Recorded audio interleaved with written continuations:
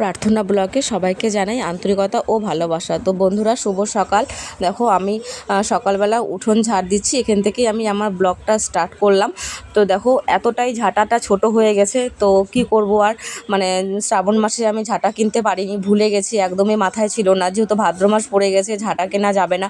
তো এইভাবে কষ্ট করে ঝাড় দিচ্ছি। তো দেখি ভাদ্র মাসে 13 দিন পার হলে ভেবেছি যে কাউকে দিয়ে একটা ঝাঁটা কিনে নিয়ে আসবো, কিন্তু আমি নিজে কিনবো না। আমার মেয়ে ভাদ্র মাসে হয়েছে, সেজন্য আমি ভাদ্র মাসে নিজে হাতে ঝাঁটা কিনতে যাব না। কিন্তু ঝাঁটা না কিনলেও না, কিনতেই হবে, কিছু করার নেই। সামনে বিশ্বকর্মা পুজো চলে আসছে। এবার আমার বরের প্রচুর যন্ত্রপাতি আছে, সেগুলো হচ্ছে মানে ঘরের মধ্যে রাখা আছে, সেগুলো পরিষ্কার করতে, ঘরে ঝুল টুল ঝাড়তে ঝাঁটার কিন্তু অবশ্যই প্রয়োজন হয়। এবার দেখবো ঝুল ঝাড়তে তো মানে বেশি প্রয়োজন হয়, তো আমাকে সেজন্য ঝাঁটা কিনতেই হবে। তো দেখি কবে কেনা যায়। এইভাবে কষ্ট করে আর কয়েকটা দিন ঝাড় দিই। তো এদিকে দেখো আমি আগের দিন কাপড় কেচে রেখেছিলাম, তো সেদিন হচ্ছে রোদ্রু ছিল না, যদিও বিকেলবেলা কাপড়টা কেচেছিলাম, তাই ভাবলাম সকালবেলা এখন মানে মেলে দেই। তো সকাল সকাল রোদ্রু উঠেছে, আকাশটা অনেকটা পরিষ্কার। তো এদিকে আমি দেখো বন্ধুরা কাপড় মেলে চলে এলাম দরজায়, মেন দরজায় জল দিতে। হচ্ছে আমরা কিন্তু সকালবেলা ঘুম থেকে উঠে ঝাড়ঝাঁটা দিয়ে কিন্তু মেন দরজায় জল দিই, এটাই হচ্ছে নিয়ম। আমার শাশুড়ি বলে গেছে দরজায় জল দেওয়ার জন্য আর কি, প্রতিদিন সকালবেলা দুয়ারে জল দিতেই হবে।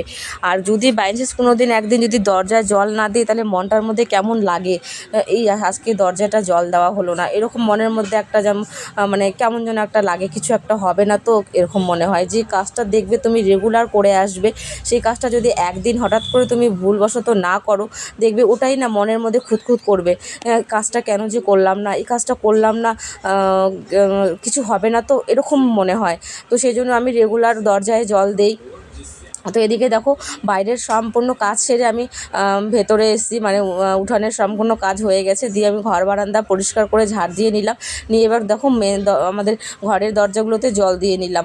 এবার ঘরের দরজাগুলোতে জল না দিলেও তো না, কখনো এখন তো আর সকালবেলা এত সকালে পুরো ঘর বাড়ি মোছা যাবে না, সেই জন্য আমি দুয়ারে দুয়ারে জল দিয়ে নিলাম। তো দেখো বন্ধুরা, এদিকে আমার বাসি কাজ মানে সারতে না সারতে আমার বর দেখো মাছ নিয়ে চলে এসছে। এদিকে মাছ নিয়ে এসছে, কাতল মাছ, আর নিয়ে এসছে ট্যাংরা মাছ। ট্যাংরা মাছগুলো দেখো নড়ছে একদম, মানে জ্যান্ত ট্যাংরা মাছ। তো যাই হোক, যেগুলো একদম ভালো আছে ট্যাংরাগুলো, সেগুলো আমি রেখে দেবো জলের মধ্যে, আর যেগুলো একটু নর্মাল হয়ে গেছে সেগুলো কেটে রান্না করতে হবে। তো বন্ধুরা দেখো এদিকে মাছ কুটতে তো দেরি হবে, সেই জন্য পেঁয়াজ আর লঙ্কা কুচি করে গোলা রুটি আমার বরকে ভেজে দিলাম, বলছে গোলা রুটি করে দাও, গোলা রুটি খেয়ে বেরিয়ে যাই।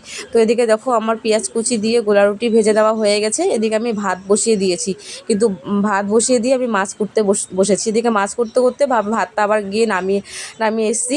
তো এদিকে দেখো মাছ আমার ধোয়া হয়ে গেছে, দেখো লবণ দিয়ে মাছগুলোকে বেশ ভালো করে চটকে ধুয়ে নিয়েছি, একদম পরিষ্কার সাদা হয়ে গেছে, কত সুন্দর হয়ে গেছে। মাছের ডিমগুলো না বেরিয়ে গেছে, এতটা ডিম ভর্তি, মানে পেটের বের করতে গিয়ে ডিমগুলো বেরিয়ে গেছে। তো যাই হোক ঘরে এলাম, ঘরে এসে দেখি বিছানা পরিষ্কার করতে হবে, বিছানা উঠানো হয়নি। তো ঘরে দেখবে যদি মানে ঢোকা হয়, ঘরের বিছানা যদি এলোমেলো থাকে কিন্তু মাথাটা খুব গরম হয়ে যায়। তো যাই হোক ঘরের বিছানা পরিষ্কার করে আমি কিছুটা কাপড় ছিল, সেই কাপড়গুলো ভিজিয়ে দিলাম। দিয়ে দেখো এদিকে আমার অ্যাঞ্জেল সোনা, আমার আর এক মেয়ে, তার জন্য আমি মাছ বয়েল করে নিলাম। ওকে মাছ বয়েল সেদ্ধ করাই মাছ ওকে খাওয়ানো হয়। এদিকে দেখো ওকে আমার অ্যাঞ্জেল সোনাকে খাইয়ে দিয়ে আমি সবজি করতে বসলাম। এই সবজি কোটা হয়ে গেলে তবে রান্না বসাবো। এদিকে দেখো আমার এক সুন্দরী নাতনি ওর মায়ের সাথে জল নিতে এসেছে। তো আমি ভাবলাম তোমরাই তাহলে জলটা নেও, আমি এদিকে রান্না বসাই, যেহেতু রান্না হয়নি। তো আমার ওই ভাগনা বউ হবে এরা, তো বললাম তোমরাই জলটা ভরো। তো ওরা জলটা ভরছে, এদিকে আমি রান্না বসিয়ে দিয়েছি। তো এদিকে দেখো কাতল মাছের মাথা দিয়ে মিষ্টি কুমড়ার ঘন্ট করব, আর পটল দিয়ে ট্যাংরা মাছের পাতলা করে ঝোল। তো বন্ধুরা ব্লগটা কেমন লাগলো, টাটা বাই।